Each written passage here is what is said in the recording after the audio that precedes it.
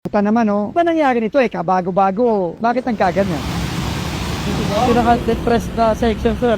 Putang ina talaga, oh. Yun na nga mga kababayan, na pamura na nga po itong si Secretary Vince Dizon ng kanyang inspeksyonin itong ilang bahagi ng EDSA. Ito po yung kasalukuyang ginagawang rehabilitasyon dyan po sa kahabaan ng EDSA mga kababayan. Dapat na-anticipate natin to eh. Parado eh, oh. Ayan, oh, hindi gumalabas, oh. Kita mo doon, oh. Tinan mo, ayan, oh. Hindi gumalabas eh. Hindi lumulusot, oh.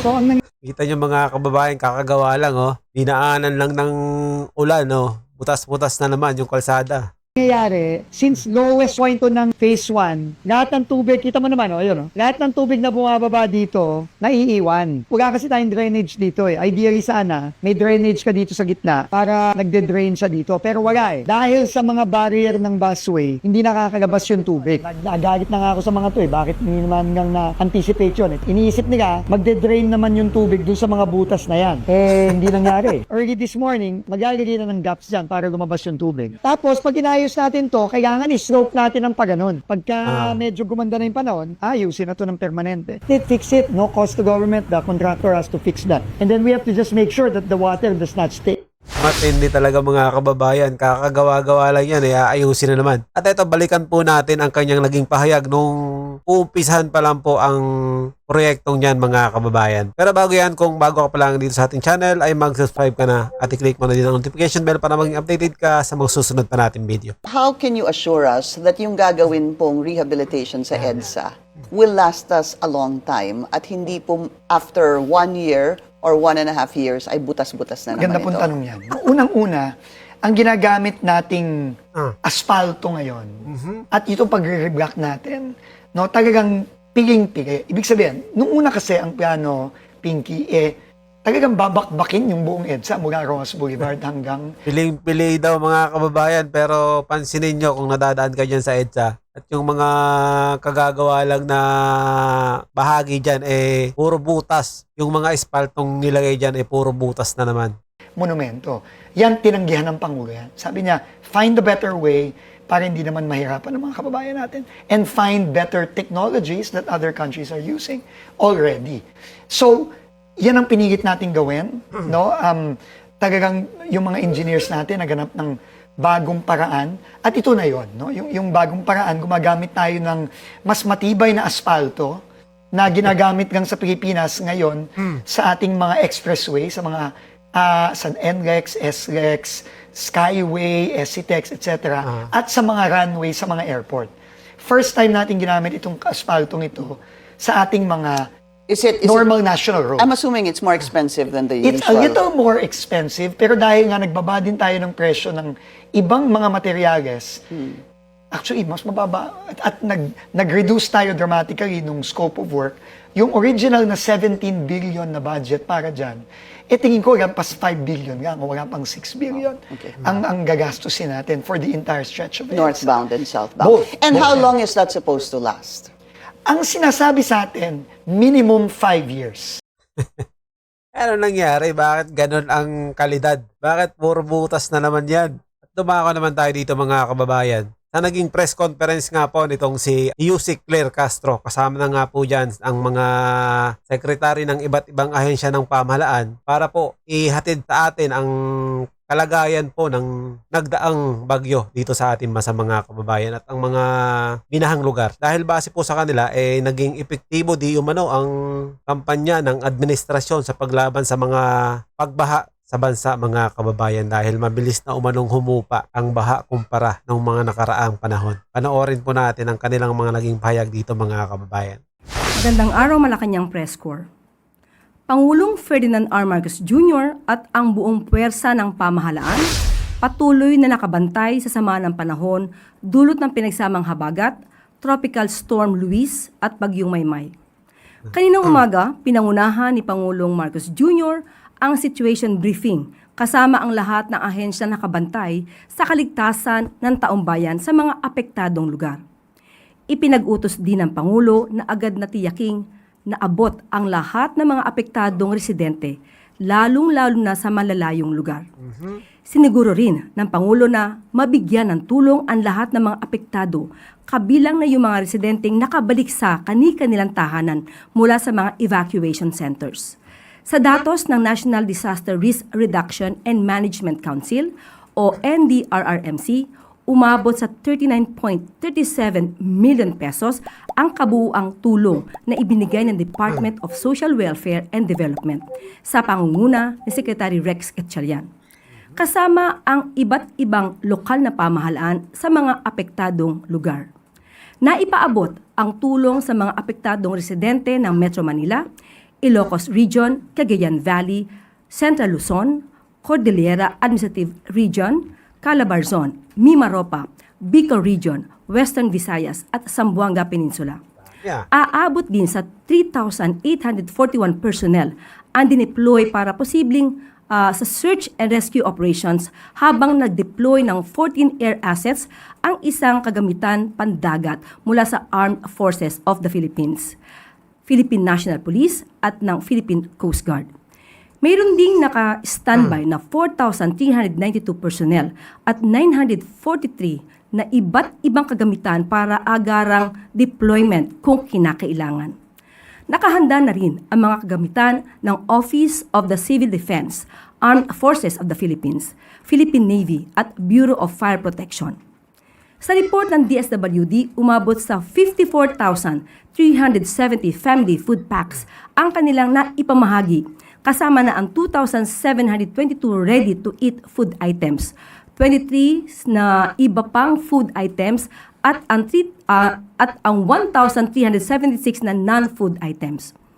Umabot rin sa halos 1 million pesos ang naipamahagi na tulong pinansyal ng DSWD sa ilalim ng AIX program. Sa ngayon, umabot sa halos 5 million family food packs ang nakahanda ng DSWD sa buong bansa, kasama ang 245,474 non-food items. Aabot din sa 1.61 billion pesos ang naka-standby na pondo ng DSWD sa buong bansa. Alinsunod sa utos ni Pangulong Ferdinand R. Marcos Jr. na bawasan ang pasani ng ating mga kababayan dulot ng pagbaha, kahapon ay nag-inspeksyon si DPWH Secretary Vince Dizon sa Las Piñas upang alamin ang kalagayan ng komunidad at flood control initiatives ng ahensya. Ayon sa mga residente, kapansin-pansin ang mabilis na paghupa ng tubig. Kung noon ay hanggang tuhod ng baha, ngayon ay halos hindi na umaabot sa gutter ang tubig. Dahil sa nakita na agarang resulta, epekto na rin ito sa kampanya ng pamahalaan kontra baha. Kapansin-pansin ang mabilis na humupa ang tubig baha sa ilang bahagi ng Navotas, Valenzuela, Manila at G. Araneta Avenue at E. Rodriguez na dati ay palaging lubog sa tubig. Pero sa likod nito, ipinag-utos ng Pangulo ang tuloy-tuloy na pag-ayos ng mga proyektong makakatulong na matugunan ang problema ng pagbaha, lalo na sa mga iba pang mga apektadong lugar. Nananawagan din ang Pangulo sa mga lokal na pamahalaan na magtulungan upang matugunan ang problema kasama na ang mga residente na maging responsable sa pagtapon ng basura. Whole of nation approach laban sa baha. Ipinag-utos ng kalihim ang pinag-igting na dredging operations, pagkakabit ng HDPE pipes at patuloy na operasyon ng pumping stations upang hindi umapaw ang mga ilog at estero.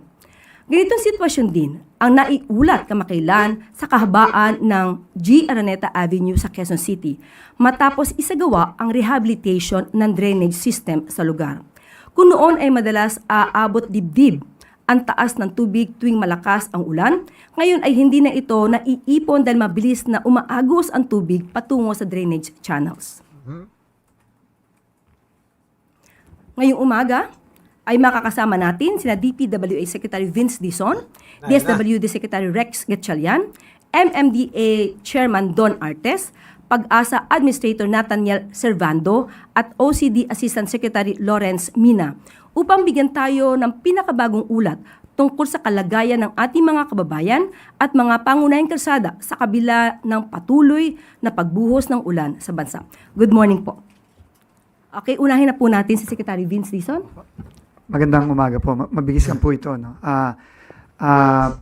Kanina po sa briefing ng NDRRMC, nag-utos po ang Pangulo natin na tuloy-tuloy lang po yung ating mga ginagawang intervention sa mga area na tinamaan talaga nitong bagyo from Northern Luzon, kasama na ang Cordillera, hanggang sa Southern Luzon, lalo na sa Cavite. No?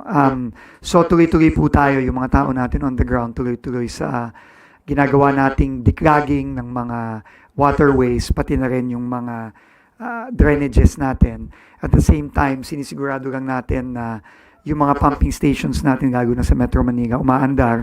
At kung merong mga pumalya o magkaroon ng problema, kagaya nung nangyari sa may tumana sa Marikina nung Sabado ng gabi, immediately nakadeploy po ang MMDA, pati na rin ang DPWH ng mga mobile pumping stations para siguruhin na mahigop ang tubig na nasa mga kalye para palabas sa mga waterways natin. So, tuloy-tuloy lang po tayo ngayon, mag-iikot pa rin tayo kasama ng mga iba't ibang kawani ng DPWH para masigurado na tuloy-tuloy ang bumaba ang mga tubig baha sa maraming lugar from north to southern Luzon.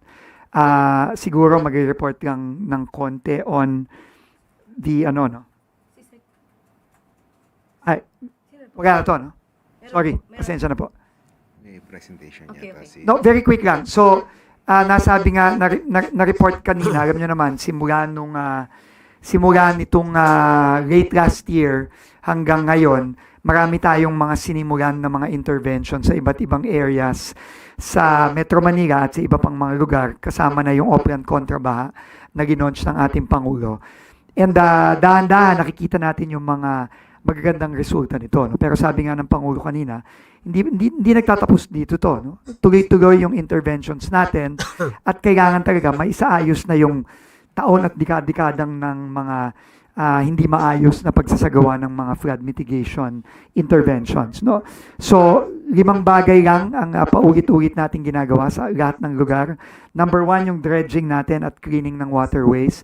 Number 2, kagaya nung ginawa natin sa G. Araneta, yung pagpapalaki natin ng mga drainage pipes, dinodoble, tinitriple natin yan at makabago ng mga pipes ang ginagamit natin, yung tinatawag nga nilang HDPE, kung saan tatagal at mas mabilis ang agos ng tubig, kagaya nitong sa G. Araneta, no, nakikita natin na kapansin-pansin yung hindi masyadong pagtaas ng tubig at yung mabilis na paghupa ng tubig. No, ikatlo, yung ating mga ito din, no, sa Santa Isabel, sa may Taft Avenue. Ikatlo, yung ating mga pumping stations. Alam naman natin, matagal nang rinireklamo, lalo na ng mga mayors natin sa Metro Manila, yung maraming mga pumping station na hindi gumagana. Pero ngayon, as much as possible, pinapagana natin lahat. At kung merong mga hindi gumagana o pumapalya, naglalagay tayo ng mga mobile pumps, kagaya nung ginawa natin sa Marikina at sa Las Piñas nitong weekend. And finally, no, yung paglilinis natin at tuloy-tuloy na paglilinis natin ng basura, no, na nakikipagtulungan tayo sa MMDA at sa ating mga mayors na linisin yung basura. Yun talaga, kung magagawa lang natin yun, paulit-ulit sa lahat ng lugar, tingin ko makakakita talaga tayo ng mga improvements sa iba pang mga lugar. So, tuloy-tuloy lang tayo. And ngayon, napapasok na ang 2027 budget na isusumite. Magkakaroon na tayo ng mga flood management at flood mitigation projects sa 2027 budget. At nakafocus tayo dito sa mga iba't ibang interventions na ito.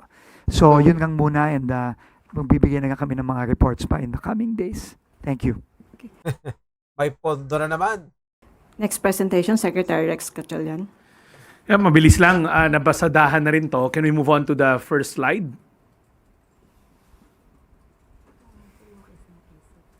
Well, yeah. Next slide. So as mentioned, ito yung mga top line data natin. We have around 2,070 barangays affected. Total numbers of affected families nationwide is at around 384,527. Ang open na evacuation center as of 6 a.m. this morning is at around 624, of which ang laman niyan nasa loob ng evacuation center, 16,135 families. We have around 11,363 families outside evacuation centers. Partial na data on damaged homes. We have 367 damaged houses. 27 of them are totally damaged. 340 are partially damaged. Now, the next slide will show you yung nabanggit na ni Yusek Claire. To date, we've released 54,370 family food packs. We expect that number to go up kasi right now we're processing more requests from local government units who are asking for augmentation. Family food packs, ready-to-eat family food packs are stands at around 2,722. And then we've already processed around close to 1 million pesos worth of financial assistance, lalong-lalo na dun sa mga namatayan because of landslides up north in Cordillera. The total cost of humanitarian assistance stands at 39.375. The next slide will show you the preparedness of the country. Lagi kasing tinatanong kung handa pa ba tayo. Right now, the national stockpile of family food packs spread across 1,000 warehouses stands at 4.980,095 family food packs nationwide. Kahapon, before the storm hit, that was around 5.1 million. So we're ready. This is the largest stockpile the country has since we started doing this system. If you can check last year, hindi ganyan kalaki yan. We keep on growing it. Alinsunod na rin sa utos ng ating Pangulo to make sure that we've pre-positioned before typhoon, earthquakes, volcano, or any type of disaster happens. Total number of non-food items, 245,474. Yan na naka-standby nationwide. So that ends my presentation. Question and answer muna tayo para kala Secretary Dizon and Secretary Gatchalian. So unang tanong mula kay Samuel Madinilla, Business Mirror. Good morning. For Secretary Dizon lang po. I-follow up lang po namin kung ilan na po ang contractors na recognized ng DPWH at saka kung nagkaroon po ba ng changes sa pag-vet ng contractors since nag-start po yung campaign against flood control project anomalies last year po. Sorry, ilang contractors ang Recognized na po ng DPWH. recognized?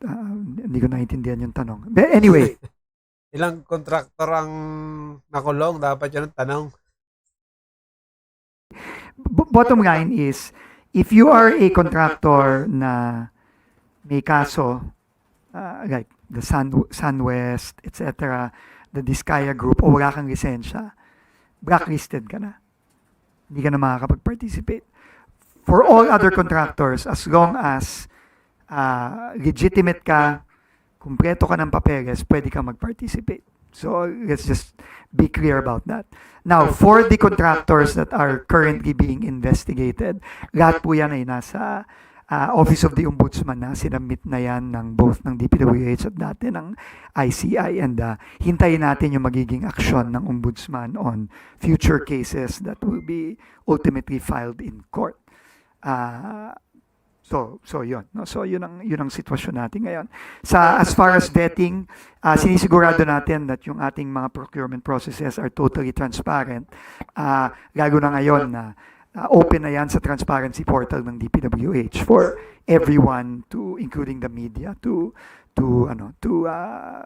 participate in. I-follow up ko lang po. So ilan po yung contractors na pwedeng mag-enter sa contract with DPWH po? Ilan? Apo. Marami yan. I cannot give you a number. No? I cannot give you a number. All legitimate contractors, lahat ng may lisensya, lahat ng basta hindi blacklisted, basta walang kaso, pwedeng mag-participate. So, I will try to get you a number, but marami-rami yan. No?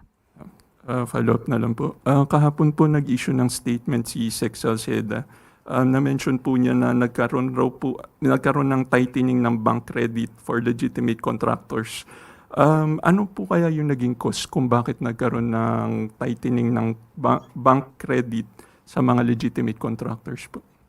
I think there's a tightening simply because nag-tighten din tayo sa pagbabayad sa mga kontratista, lalo na yung mga hindi tayo sigurado kung tapos yung proyekto. Unlike before na alam na naman natin yung nangyari, kahit na hindi tapos yung proyekto, kahit na hindi maayos, binabayaran. So, I think that is the primary reason for that. But we will not sacrifice. Yun nga dapat yung sinasa publiko nyo para malaman ng tao kung kaninong proyekto yung mga naging ghost, naging substandard. Hanggang ngayon wala pa rin kayo nilalabas na listahan ng mga proyekto na ghost project saka may mga substandard. Ensuring that projects are properly implemented before we make payment. Oh. So that is just my suspicion, but I don't know what the actual reason for the. You'll have to ask the banks what the reasons are for that. At yun nga mga kababayan, base nga po sa napanood natin video, gumaganda di umano ang mga epekto ng mga proyekto nga po na ginagawa ng pamahalaan patungkol nga po dito sa mga flood control mga kababayan. Dahil base po dito sa ating mga napanood, mabilis na di umano ang mga paghupa ng baha sa mga lugar na dati binabaha ng matagal. Sa tingin natin mga kababayan, ang makakapagsabi niyan ay yung mga tao, mga residente na nakatira sa mga lugar na yun. Ano ba masasabi nyo kung sa inyo bang mga lugar mabilis na nga bang humupa ang baha? I-comment nyo lang po sa baba at ating pag-uusapan.